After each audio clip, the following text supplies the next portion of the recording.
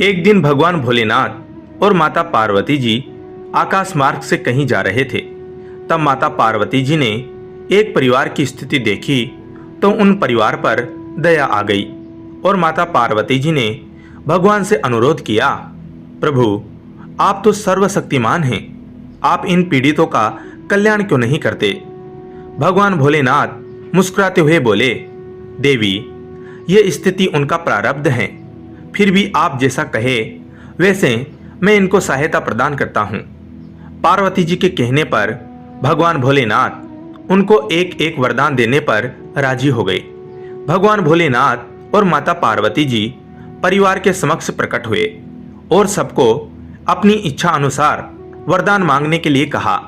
सारे परिवार के लोग यह सुनकर बहुत खुश हो गए। परिवार में से सबसे पहले महिला ने वरदान की याचना की और बोली, भगवान आप मुझे दुनिया की सबसे सुंदर महिला बना दे। प्रभु के तथास्तु कहते ही वह महिला सुंदर युवती में बदल गई। उसका पति यह देखकर मन ही मन सोचने लगा कि अब वो मुझे छोड़कर चली जाएगी। उससे अपनी पत्नी की खुशी सहन नहीं हो रही थी।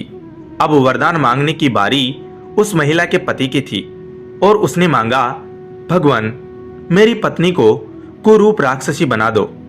प्रभु के तथास्तु कहते ही वह महिला सुंदर युवती से राक्षसी बन गई। यह इच्छा भी पूरी हो गई। अब उनका बच्चा अपनी मां का रूप देखकर रोने लगा।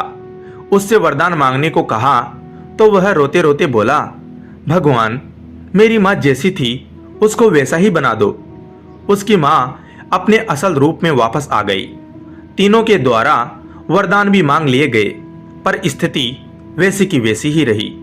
वहां से लौटते हुए भगवान भोलेनाथ ने पार्वती जी से कहा, हम चाहे तब भी मनुष्य के भाग्य को बदल नहीं सकते। सबको अपने अपने कर्मों का फल जरूर मिलता है, इस जन्म में नहीं तो अगले जन्म में। भगवान भोलेनाथ कहते हैं कि मैं किसी के भाग्य में हस्तक्षेप नहीं करता। जैसा मनुष्य का कर्म होता है वैसा ही उसका भाग्य बनता है।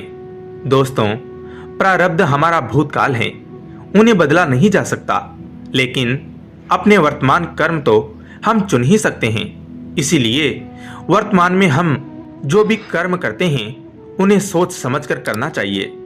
आपका धन्यवाद दोस्तों।